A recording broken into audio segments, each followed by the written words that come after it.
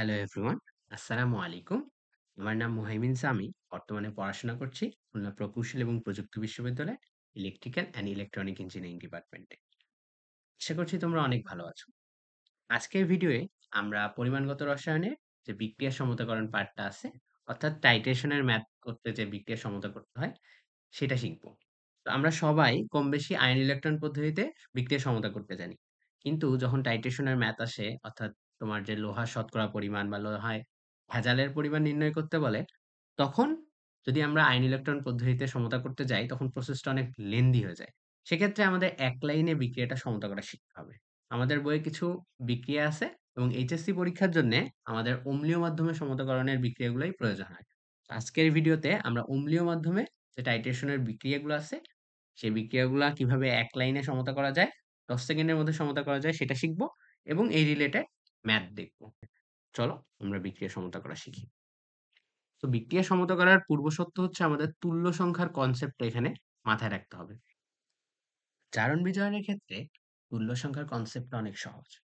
তুল্য সংখ্যা হচ্ছে যেকোনো একটা জারক একটা মাধ্যমে, যেকোনো একটা মাধ্যম সেটা অম্লীয় হইতে পারে, ক্ষারীয় মাধ্যম হতে পারে অথবা নিরপেক্ষ মাধ্যম হইতে পারে। সেই মাধ্যমে পরিবর্তিত হয়ে যত সংখ্যক ইলেকট্রন গ্রহণ করে, জারকের ক্ষেত্রে গ্রহণ করে কিংবা বিজারকের ক্ষেত্রে যত সংখ্যক ইলেকট্রন ত্যাগ করে, সেটাই হচ্ছে তার তুল্য সংখ্যা। অর্থাৎ ইলেকট্রন যে আদান-প্রদান হয় রিডক্স বিক্রিয়ার ক্ষেত্রে, সেই ইলেকট্রন সংখ্যাটাই হচ্ছে তাদের তুল্য সংখ্যা।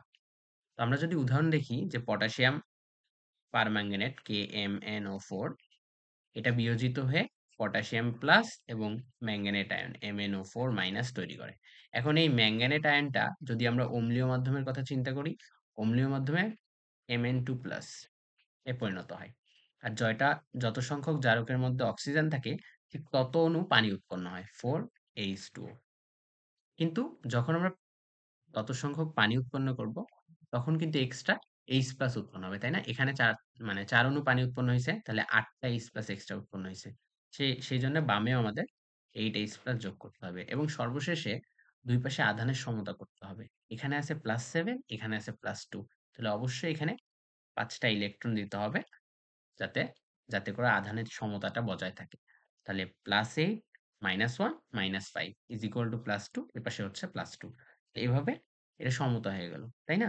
তাহলে ম্যাঙ্গানেট আয়নটা Mn2+ এবং ৪ টা পানিতে পরিণত হইল। আর এপাশে হচ্ছে ৮ টা H+ এবং ৫ টা ইলেকট্রন। তাহলে ৫ টা ইলেকট্রন কি গ্রহণ করল না? তাহলে এর তুল্য সংখ্যা ৫। সেম যদি আমরা চিন্তা করি পটাশিয়াম ডাইক্রোমেটের কথা, K2 Cr2O7, এটা বিয়োজিত হয়ে 2K+ plus Cr2O7 dichromate ion তৈরি করে। এই ডাইক্রোমেট আয়নটা Cr2O7 2- এটা পরিবর্তিত হয়ে 2Cr3+ এ পরিণত হয়। 2Cr3+ এ পরিণত হয় এবং এখন দেখো জারকে যত সংখ্যক এইচ O2 আছে, ঠিক সেম সংখ্যক পানি উৎপন্ন হবে। তাহলে 7H2O। তাহলে এপাশে 14H+ দিতে হবে, কারণ ডানে আমরা অক্সিজেন সমতা করতে যেয়ে ৭ টা হাইড্রোজেন প্লাস ১৪ টা হাইড্রোজেন প্লাস আয়ন দিয়েছি। তাহলে এপাশে ১৪ টা H+ যোগ করতে হবে এবং সবার শেষে আয়নের সমতা করার জন্য এখানে দেখো ৬ টা ইলেকট্রন লাগে। -2, -6 আর +14, তাহলে +6 হয়। এপাশেও +6। তাহলে আমাদের এর তুল্য সংখ্যা হচ্ছে 6। এখন আমাদের এইচএসসির জন্যে জারক এবং বিজারকের একটা চার্ট আছে। মানে কিছু সংখ্যক জারক বিজারক অম্লীয় মাধ্যমে পরিবর্তিত হয়ে কোন অবস্থায় লাভ করে এবং তাদের তুল্য সংখ্যা কত সেটা জানতে হবে। আমরা এখন দেখি আসো। তো আমরা পটাশিয়াম পারম্যাঙ্গানেট তো দেখলাম, পটাশিয়াম পারম্যাঙ্গানেট হচ্ছে Mn2+ এ পরিণত হয়। পটাশিয়াম ডাইক্রোমেট ক্রোমেট 2Cr3+ এ পরিণত হয়। এর তুল্য সংখ্যা ছিল 5, এর তুল্য সংখ্যা ছিল 6। এবার কিউপ্রিকটা কি পরিবর্তিত হয়ে ইলেকট্রন গ্রহণ করে, একটা ইলেকট্রন গ্রহণ করে Q+ এ পরিণত হয় Cu+। তাহলে এর তুল্য সংখ্যা হচ্ছে 1। এটা কয়টা? ৫ টা ইলেকট্রন গ্রহণ করছিল, এটা ৬ টা ইলেকট্রন। এবার হচ্ছে হাইড্রোজেন পারঅক্সাইড। পারঅক্সাইডে অক্সিজেনের জারণ মান হচ্ছে -1 আর এটা পরিবর্তিত হয়ে 2O2- এ পরিণত হয়। তাহলে প্রত্যেকটা অক্সিজেন একটা করে ইলেকট্রন গ্রহণ করে। তাহলে এর তুল্য সংখ্যা হচ্ছে সালফার ডাইঅক্সাইড। এখানে সালফারের জারণ সংখ্যা হচ্ছে +4। তাহলে এটা পরিবর্তিত হয়ে শুধু সালফারে পরিণত হয় অম্লীয় মাধ্যমে। তাহলে এর ৪ টা ইলেকট্রন গ্রহণ করে। তাহলে এর তুল্য সংখ্যা হচ্ছে 4। সেম পটাশিয়াম ক্লোরেট এটা কি করে?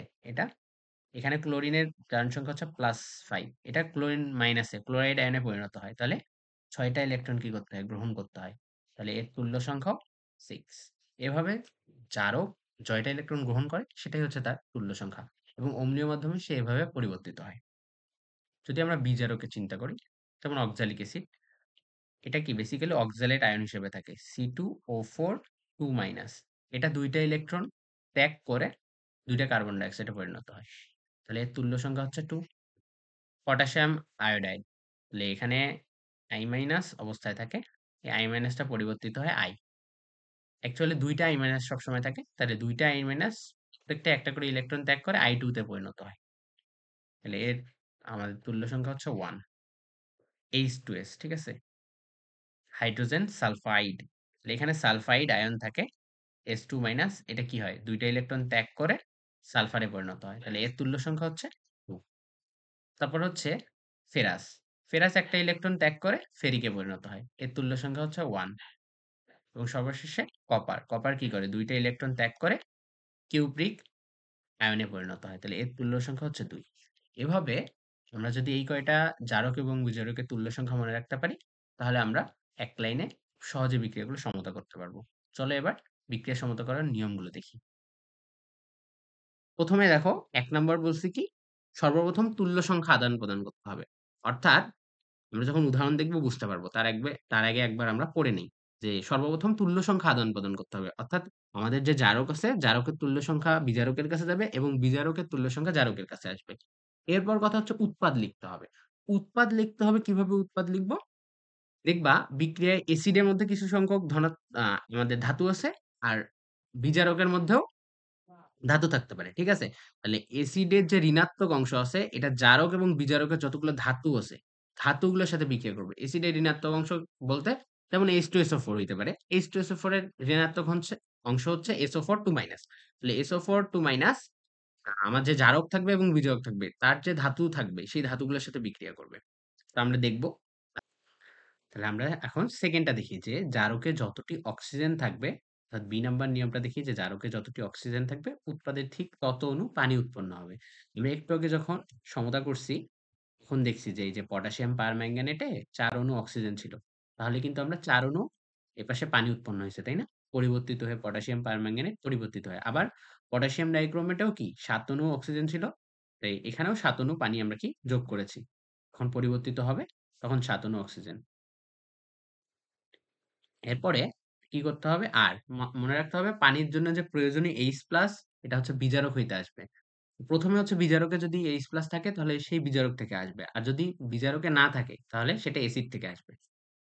আর সবচেয়ে important last not the list, এটা হচ্ছে মনে রাখতে হবে যে বামে কোনোভাবেই হাত দেয়া যাবে না। ঠিক আছে? অর্থাৎ আমরা যে বিক্রিয়াগুলো লিখতেছি potassium permanganate plus FeSO4 plus H2SO4, এই বামের অংশে হাত দেয়া যাবে না। আমার সমতাকরণ যেটা আছে এটা সবসময় ডান অংশ থেকে করতে হবে। তো আমরা এই যে নিয়মগুলা দেখলাম, এগুলা একটু মেইনটেইন করে একটা বিক্রিয়া দেখি। আমরা K2Cr2O7 potassium dichromate plus FeSO4 plus হচ্ছে আমরা H2SO4 দিই। H2SO4, তো আমাদের প্রথমে বিক্রিয়া কমপ্লিট করতে হবে। তো সর্বপ্রথম স্টেপ ছিল যে আমাদের কি করতে হবে? তুল্য সংখ্যা আদান-প্রদান। তো আমরা দেখছিলাম K2Cr2O7 এর তুল্য সংখ্যা ছিল 6 আর FeSO4 এর তুল্য সংখ্যা ছিল 1। বসানো শেষ। এবার হচ্ছে এসিডের ঋণাত্মক অংশের যে সাথে জারক এবং বিজারকের ধাতুগুলো বিক্রিয়া করবে। এসিডের ঋণাত্মক অংশ হচ্ছে SO4 2-। তাহলে SO4 2-। আর এখানে ধাতু যেগুলা আছে একটা হচ্ছে পটাশিয়াম আছে, ক্রোমিয়াম আছে, আর এখানে ফেরাস বা ফেরিক যেটাই বলো, ফেরাস আছে আরকি। আচ্ছা। তো আমরা কি করতে পারি? এখন পটাশিয়ামের সাথে SO4 এর বিক্রিয়া, তাহলে K2SO4 প্লাস হচ্ছে আমরা ক্রোমিয়ামের সাথে, তাহলে Cr, আমরা দেখছিলাম ক্রোমিয়াম 3+ হয়। তাহলে Cr2SO4 3 প্লাস Fe2 থেকে Fe3+, এখানে হচ্ছে +2 ছিল। তাহলে Fe2 থেকে 3+ হয়। তাহলে Fe2SO4 3, সবার শেষে কি? একটা পানি দিতে হবে H2O। H2O দেওয়ার সময় কি বলছি? যে জারকে যতটি অক্সিজেন আছে ঠিক তত সংখ্যক পানি দিতে হবে। তাহলে জারকে অক্সিজেন আছে হচ্ছে ৭ টা, তাহলে ৭ অণু পানি উৎপন্ন হবে। এবার আমাদের কি করতে হবে? ডান থেকে সমতা করতে হবে। দেখো এখানে আছে K2, 2টা। তাহলে এখানে আছে পটাশিয়াম 2টা। Cr2 আছে 2টা, এখানে আছে 2টা। তাহলে মিলে গেছে। তাহলে এখানে Fe2+ আছে 6টা। ফেরাস আছে 6টা। তাহলে এপাশে ফেরিকও হবে 6টা। তাহলে এখানে 2টা আছে। তাহলে এখানে 3 দিতে হবে। তাহলে 3 টা দিলে 6টা মিলে গেছে। আয়রন মিলে গেছে। এবার দেখো 7 অণু পানি আছে। এখানে 1 অণু আছে। তাহলে এখানে যাবে 7 দিলে মিলে যাবে বিক্রিয়াটা।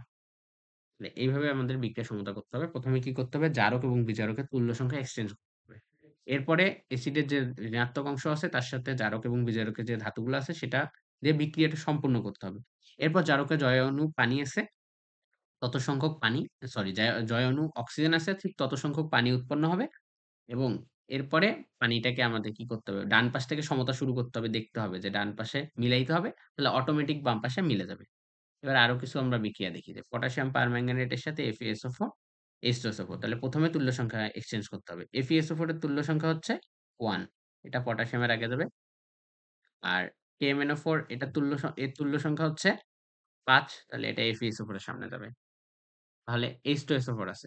এবার আমাদের কি করতে হবে? H2SO4 এসিডের যে ঋণাত্মক অংশ আছে সেটার সাথে জারকের ধাতুগুলো বিক্রিয়া করবে এবং বিজারকের ধাতুগুলো। তাহলে জারকে আছে পটাশিয়াম তাহলে K2SO4 প্লাস হচ্ছে আমাদের আ MnSO4 প্লাস হচ্ছে আমাদের Fe2SO4 3 প্লাস হচ্ছে জারকের ৪ টা অণু পানি আছে ঠিক 4H2 এবার আমাদের সুন্দরভাবে মিলাইতে হবে। যে রিঅ্যাকশন আছে পটাশিয়াম পারম্যাঙ্গানেট FeSO4 তাহলে দেখো পটাশিয়াম আছে ১ টা, এখানে আছে ২ টা। তাহলে এর সামনে হাফ। আমি বারবার বলছি কিন্তু যে ডানে সমতা করতে হবে, বামে হাত দেয়া যাবে না। ঠিক আছে? তাহলে এখানে আছে ৫ টা। আচ্ছা ম্যাঙ্গানিজ আছে ১ টা, এখানে ম্যাঙ্গানিজ আছে ১ টা, কোনো সমস্যা নেই। এখানে আছে ৫ টা আর এখানে আছে ২ টা। তাহলে মিলানোর জন্য 5/2 দিয়ে গুণ করতে হবে। তাহলে 2 2 কাটা 5 এবার দেখো এখানে ৪ টা আছে, এখানে ৪ দিতে হবে। এখন এই বিক্রিয়াটা এভাবেই সমতা রাখতে পারো। বাট সুন্দরভাবে লেখার জন্য এটা কি ২ দিয়ে আবার গুণ করে দিতে পারো পুরা রিঅ্যাকশনটাকে। তাহলে হয় KMnO4 এর সামনে 2 প্লাস আমাদের হচ্ছে ৫ টা তাহলে ১০ টা FeSO4 প্লাস হচ্ছে আমাদের হচ্ছে ৮ টা H2SO4 পাশে রিঅ্যাকশনে হবে K2SO4 plus 2MnSO4 plus 5Fe2SO4 3 plus হচ্ছে 8 H2O এভাবে আরকি বিক্রিয়াটা সমতা করতে হবে।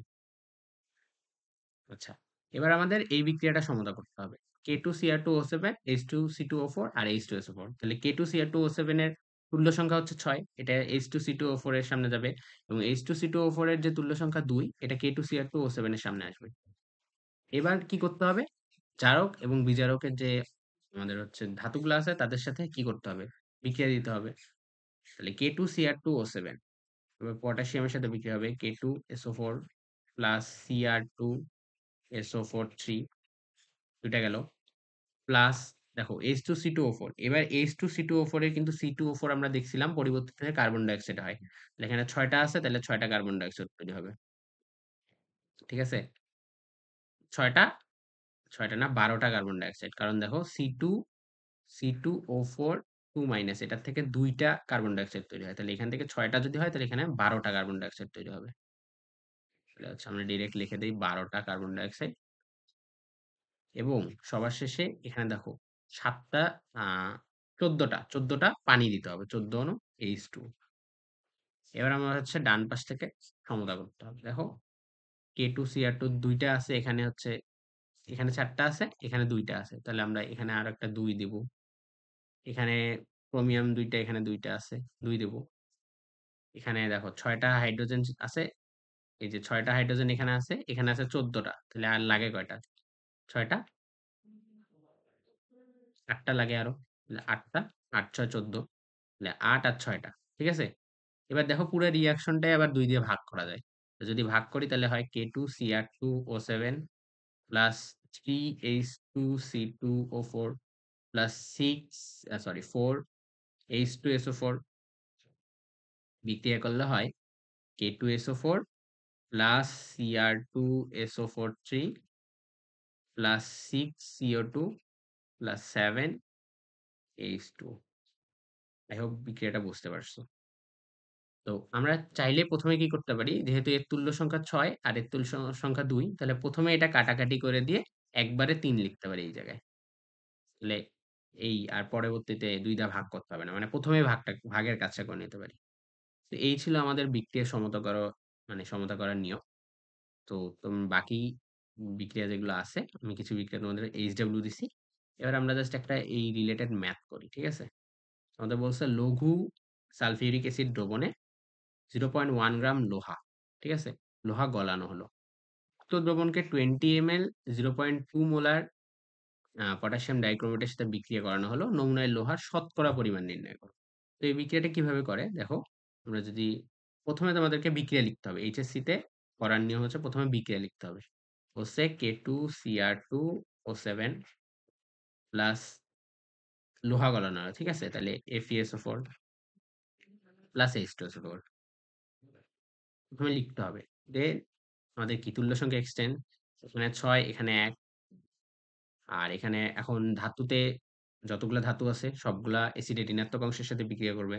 তাহলে K2SO4 plus Cr2SO4 3 plus Fe2SO4 3 plus যয়টা পানি আছে তত সংখ্যক, যয়টা অক্সিজেন আছে জারকে তত সংখ্যক পানি উৎপন্ন হবে, 7H2। ঠিক আছে? এবার আমাদের ডানে সমতা করতে হবে। এখানে 2টা আছে, এখানে 2টা আছে পটাশিয়াম, ক্রোমিয়াম 2টা আছে, ক্রোমিয়াম 2টা আছে, এখানে 6টা আছে আয়রন, এখানে আছে 2টা, তাহলে 3 দিতে হবে। আর এখানে 7টা পানি আছে, তাহলে এখানে 7H2SO4। এবার কি করতে হবে যে আমাদের সুন্দর করে লিখতে হবে যে 1 মোল 1 মোল K2Cr2O7 ইকুইভ্যালেন্ট 6 মোল Fe। ঠিক আছে? তাহলে 1 মোলারকে লেখা যায় 1000 ml, 1 মোল K2Cr2O7 ইকুইভ্যালেন্ট 6 মোল মানে 6 ইন্টু 55.85 Fe। এবার হচ্ছে 20 ml যদি হয়, 20 ml 0.24 molar K2Cr2O7 equivalent 6 into 55.85 into 20 into 0.24 divided by হচ্ছে 1000। আমরা এটা ক্যালকুলেট করে যে ভরটা পাবো সেটা এখানে লিখবো। এত গ্রাম Fe হিসাব করে নিও। এরপর আমরা কি করব, যেহেতু আমাদের বলছে উক্ত দ্রবণের লোহার শতকরা পরিমাণ হচ্ছে কিভাবে বের করে। আমরা যদি শতকরা পরিমাণে যাই, তাহলে শতকরা পরিমাণ হচ্ছে যেটা আমরা পাবো, ভর পাইলাম মনে করো 0.15 পাইলাম মনে করো, আর যেটা আছে আর কি, 0.15 তো বেশি তো পেতে পারি না। নমুনার ভর মনে করো 0.01 পাইলাম, 0.5 পাইলাম সাপোজ, আর নিচে আছে 0.1 ইন্টু 100%। এটা হচ্ছে আমাদের শতকরা পরিমাণ। ঠিক আছে? যেটা আমরা পাইলাম আর যেটা দ্রবণে দেয়া আছে, বিক্রিয়ার মধ্যে দেয়া আছে, পরিমাণ হচ্ছে 0.1 গ্রাম দেয়া আছে। এটা সম্ভবত 0.2 গ্রাম হবে। প্রশ্নটা 0.1 বা 0.2 ছিল, ভুলে গেছি। আর তো ওই পরিমাণটা তোমরা একটু দেখে নিও। নিচে 0.1 0.2 যেটা আছে পরিমাপ ওটা নিচে হবে, আর যেটা তুমি পাইলা অর্থাৎ বিক্রিয়া করে যে পরিমাপটা পাইলা সেটা বসাবো উপরে। লবে বসবে বিক্রিয়া করে যেটা পাইলা সেটা, আর হরে বসবে যেটা দেয়া আছে ইন্টু 100%, তাহলে তুমি শতকরা পরিমাণ পাবা। আর যদি বলে ভেজালের পরিমাণ,